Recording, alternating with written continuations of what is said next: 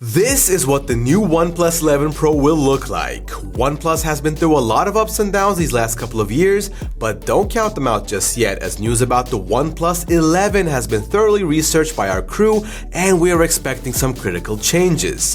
First things first though, there's a chance that they might do away with all the Pro, the T, and the whatever else shenanigans to release only one phone and one phone only, the OnePlus 11. No idea about the thought process behind this, but something that I do have an idea about is that this device having the Snapdragon 8 Gen 2, which would most likely make it the most powerful Android phone on the market, at least until the release of the Samsung Galaxy S23 Ultra.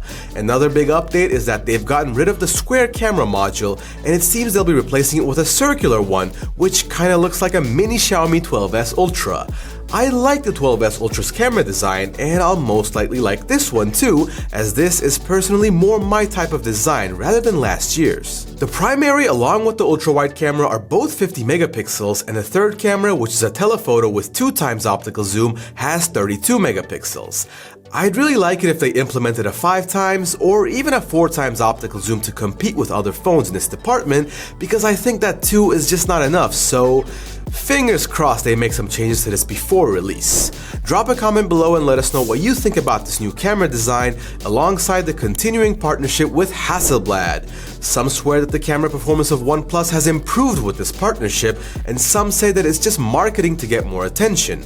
Regardless, Hasselblad is a huge name in the camera industry, and we look forward to testing out their new improvements for the OnePlus 11. Regarding the display of this up-and-coming phone, it has a LTPO2 Fluid AMOLED Quad HD screen with a 120Hz max refresh rate and the 16 megapixel selfie camera being neatly tucked in the top left corner. All of this is protected as usual by Gorilla Glass Victus. You can get up to 512 gigs of storage along with 16 gigs of RAM if you're one of those hardcore gamers or video editors. To power all of this, there's a 5000 mAh battery with 100 watt fast charging technology in this device. So regarding the release date, it could actually be as close as January 2023, and I think it could be a good idea to release this device before Samsung drops the S23 Ultra with the newest Snapdragon so that the OnePlus 11 also has time and space to shine.